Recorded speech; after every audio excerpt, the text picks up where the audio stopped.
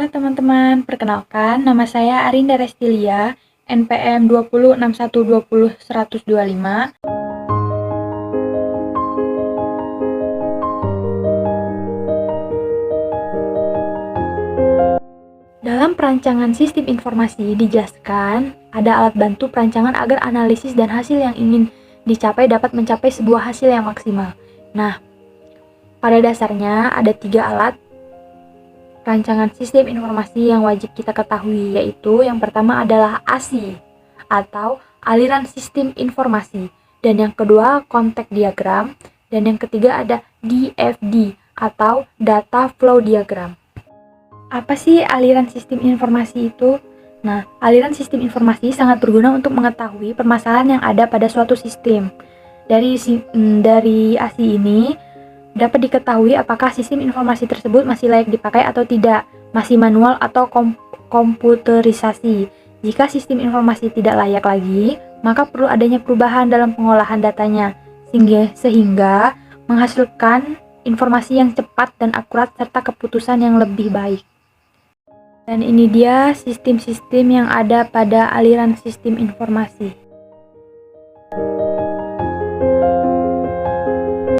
Yang kedua ada konteks diagram. Konteks diagram adalah gambaran umum tentang suatu sistem yang terdapat di dalam suatu organisasi yang memperlihatkan batasan sistem. Nah, adanya interaksi antara external entity dengan suatu sistem dan informasi secara umum mengalir di antaranya entity dan sistem. Konteks diagram merupakan alat bantu yang digunakan dalam menganalisis sistem yang akan dikembangkan.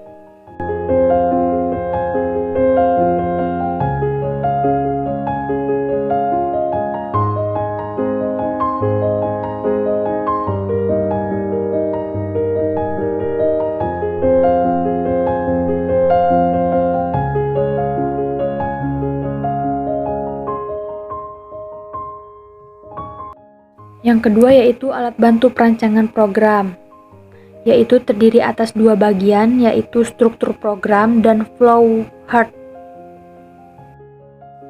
Struktur program menggambarkan menu utama pada program yang akan dirancang, juga menampilkan apa yang dikerjakan pada sebuah sistem atau membuat bagian bentuk spesifikasi dari modul-modul program yang dikerjakan pada sebuah sistem. Flow chart.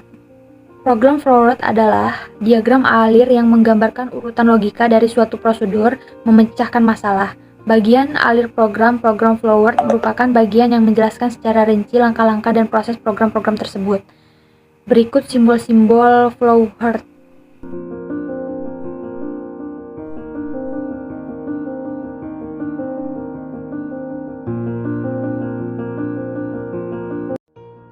Model ERD berisi komponen-komponen entitas dan himpunan realisasi yang masing-masing dilengkapi dengan atribut-atribut yang mempresentasikan seluruh fakta yang ditinjau sehingga dapat diketahui hubungan antara entity-entity yang ada dengan atribut-atributnya. Selain itu juga bisa menggambarkan hubungan yang ada dalam pengolahan data seperti many-to-many, one-to-many, one-to-one. Berikut simbol-simbol ERD.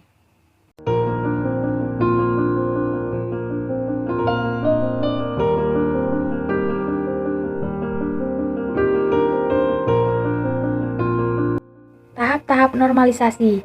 Bentuk normal 1 yaitu 1NF, yaitu suatu realisasi dikatakan sudah memenuhi bentuk normal suatu bila setiap data bersifat atomik, yaitu setiap irisan baris dan kolom hanya mempunyai satu nilai data.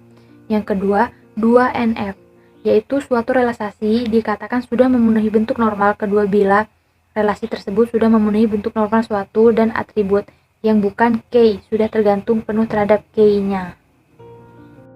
Yang ketiga yaitu alat bantu perancangan database.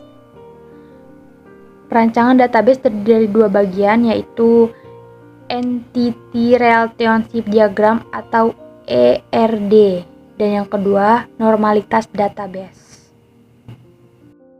Dan bentuk normal ketiga yaitu 3NF, yaitu suatu realisasi dikatakan sudah memenuhi bentuk normal ketiga bila realisasi tersebut sudah memenuhi bentuk normal kedua dan atribut yang yang bukan K tidak tergantung transitif terhadap K-nya.